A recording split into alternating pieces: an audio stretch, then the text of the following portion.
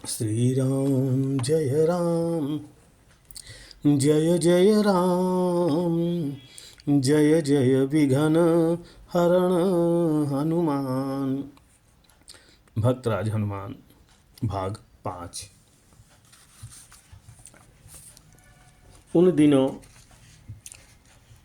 बाली से भयभीत होकर सुग्रीव अपने मंत्रियों के साथ ऋषमुख पर्वत पर रहते थे। हनुमान भी उन्हीं के साथ थे। सुग्रीव प्रायः डरते ही रहते थे कि कहीं बाली का भेजा हुआ कोई उसका मित्र आकर हम पर आक्रमण न कर दे, क्योंकि शाप के कारण बाली स्वयं वहाँ नहीं आ सकता था। एक दिन वे मंत्रियों और अपने प्रिय सहचर हनुमान के साथ बैठकर कुछ राजनीतिक चर्चा कर रहे थे। एकाएक उनकी दृष्टि पंपासर की ओर चली गई। उन्होंने देखा कि वहाँ दो सशस्त्र व्यक्ति खड़े हैं। उनका उद्देश्य तो ठीक ठीक नहीं जान पड़ता, परंतु वे किसी की खोज में मालूम पड़ते हैं।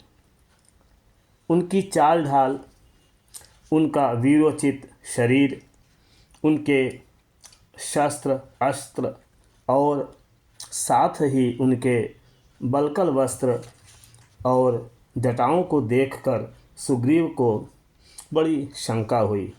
उन्होंने हनुमान से कहा कि भाई, पता लगाओ कि ये दोनों वीर पुरुष कौन हैं।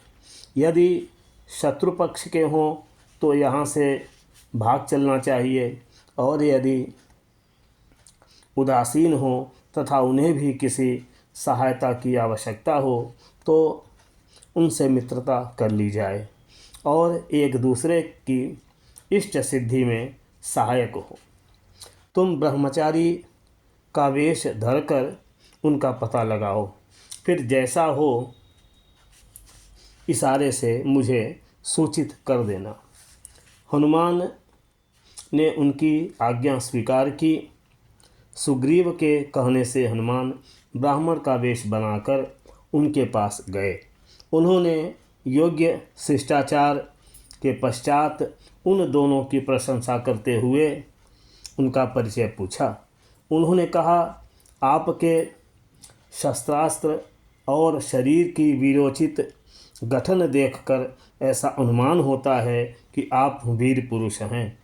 आपके कोमल चरणों को देखकर जान पड़ता है कि आप राजमहल के रहने वाले हैं। कभी जंगल अथवा पहाड़ को नहीं देखा या वहाँ रहना नहीं पड़ा है। आपकी वेशभूषा को देखकर यह कहा जा सकता है कि आप ऋषि कुमार हैं, परंतु कोई बात निश्चित नहीं।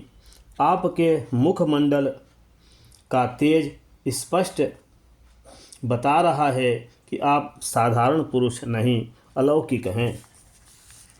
क्या आप तीनों देवताओं में से कोई हैं? कहीं आप साक्षात नर नारायण ही तो नहीं हैं? मेरे मन में बड़ी शंका हो रही है। मेरा चित्त मुग्ध हुआ जा रहा है। आप मेरे अत्यंत ममतास्पद जान पड़ते हैं। मैं आपके साथ कभी रहा हूँ। मेरा हृदय बार बार यह बात कह रहा है। आप कृपा करके मेरा संदेह नष्ट करें। ओ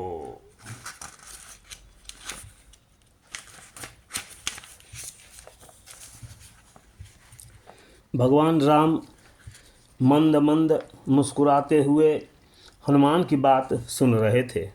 उन्होंने लक्ष्मण की ओर देखकर कहा, ये ब्राह्मण बड़े बुद्धिमान हैं।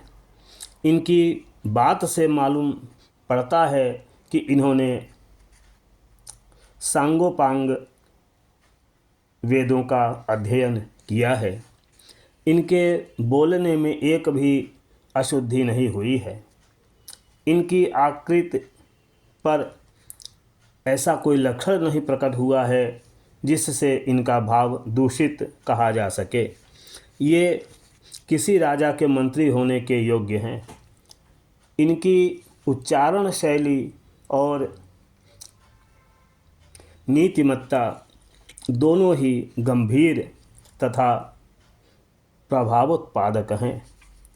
राम के इशारे से लक्ष्मण ने कहा, ब्राह्मण देव, हम लोग अयोध्या नरेश महाराज दशरथ के पुत्र हैं। उनकी आज्ञा मानकर 14 वर्ष के लिए वन में आए हैं।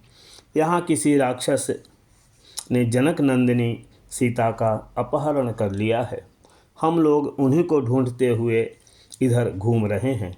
अब तुम अपना परिचय दो। लक्ष्मण की बात समाप्त होते न होते हनुमान का रूप बदल गया। वे वास्तव बानर के रूप में भगवान के चरणों पर गिर पड़े। उस समय उनका हृदय कह रहा था कि मैं भगवान के सामने दूसरा वेश धारण करके आया। एक प्रकार से उनसे कपट किया। इसी से उन्होंने मुझसे बातचीत तक नहीं की। मैंने उन्हें नहीं पहचाना, इसलिए उन्होंने भी मुझे नहीं पहचाना। मैंने उनका परिचय पूछा तो उन्होंने भी मुझसे परिचय पूछा। यह सब मेरी कूटनीति का फल है। मैं अपराधी हूँ। यह सोचते सोचते उनकी आँखों से आंसुओं की धारा बहने लगी। वे भगवान के चरणों में लौटने लगे। भगवान ने उन्हें बलात् उठाकर हृदय से लगाया। हनुमान ने कहा, प्रभु, मैं पशु हूँ, साधारण जीव हूँ। मैं आपको भूल जाऊँ, मैं आपके सामने अपराध करूँ, यह स्वाभाविक है। परंतु आप मुझे कैसे भूल गए?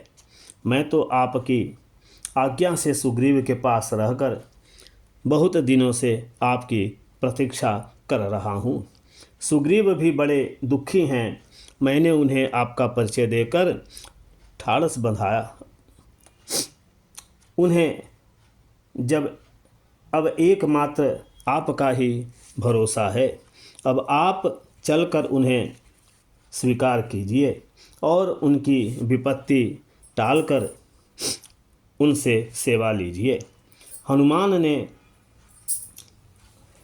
आनंदमग्न होकर दोनों भाइयों को अपने दोनों कंधों पर बैठा लिया और वे उन्हें सुग्रीव के पास ले गए। राम और सुग्रीव की मित्रता हुई। उन्होंने अग्नि को साक्षी बनाकर सख्य संबंध स्थापित किया। बाली मारा गया और सुग्रीव बानरों के राजा हुए। चौमासे में भगवान राम और लक्ष्मण प्रवसन गिरि पर निवास करते रहे। सुग्रीव भोग विलास में पड़कर राम का काम भूल गए, परंतु हनुमान कैसे भूलते। उन्होंने कई बार सुग्रीव को समझाने की चेष्टा की, किंतु सुग्रीव को उपेक्षा करते देखा। तब वे बड़े क्रोधित हुए। अभी उन्हें तारा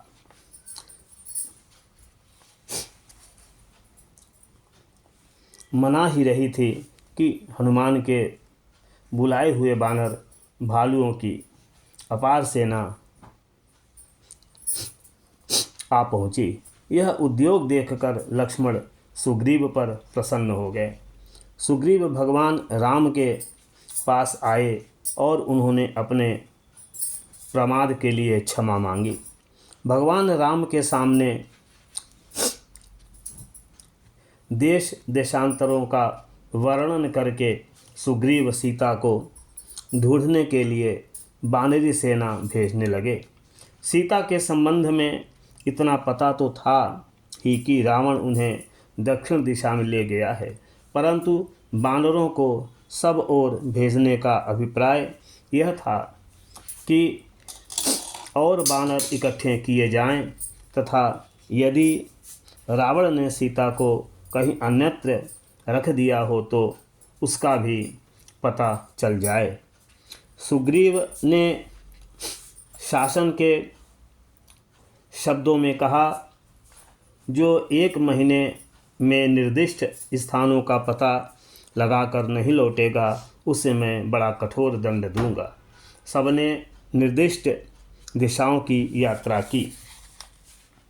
दक्षिण दिशा में ढूंढने का काम बड़ा ही महत्वपूर्ण था, इसीलिए यह काम मुख्य बानर वीरों को ही सौंपा गया। जांबवान, हनुमान, अंगद, नल, नील आदि को बुलाकर उनके काम की गुरुता समझाई। उनके मन में उस समय यह भाव उठा कि ये वीर अवश्य ही अपना काम पूरा करेंगे। विशेष करके हनुमान के लिए तो कोई काम असंभव है ही नहीं। उन्होंने बड़ी प्रसन्नता और प्रेम से कहा, हनुमान, जल में, थल में, नभ में सर्वत्र तुम्हारी एक सी गति है। स्वर्ग अथवा अंतरिक्ष में भी ऐसा कोई नहीं जो तुम्हारी गति रोक सके। तुम अपने पिता के समान ही गति, वेग, तेज और स्फूर्ति से युक्त हो। तुम सब कुछ जानते ही हो। तुमसे नारायण और क्या कहूँ। तुम्हारा काम केवल स्थानों में देख आना ही नहीं है, बल्कि तुम्हारा काम सीता को पाना है। मेरा तुम पर पूर्ण विश्वास है कि तुम सीता का पता लगाकर ही लौटोगे। सुग्रीव की बात सुनकर भगवान राम ने हनुमान को बुलाया। भगवान तो पहले से ही जानते थे, परंतु सुग्रीव की बातों से उन्हें और भी स्मृति हो आई। उन्होंने हनुमान से कहा, हनुमान, तुम मेरा कार्य अवश्य पूर्ण करोगे। यह मेरी अंगूठी ले जाओ। इसे देखकर सीता विश्वास कर लेंगी कि तुम राम के दूत हो। सीता से कहने के लिए उन्होंने संदेश भी दिए। हनुमान आदि उनके चरणों का स्पर्श करके वहाँ से चल पड़े। श्री राम जय राम, जय जय राम, जय जय विघ्न हरण हनुमान। श्री राम जय राम, जय जय राम, जय जय विघ्न हरण हनुमान।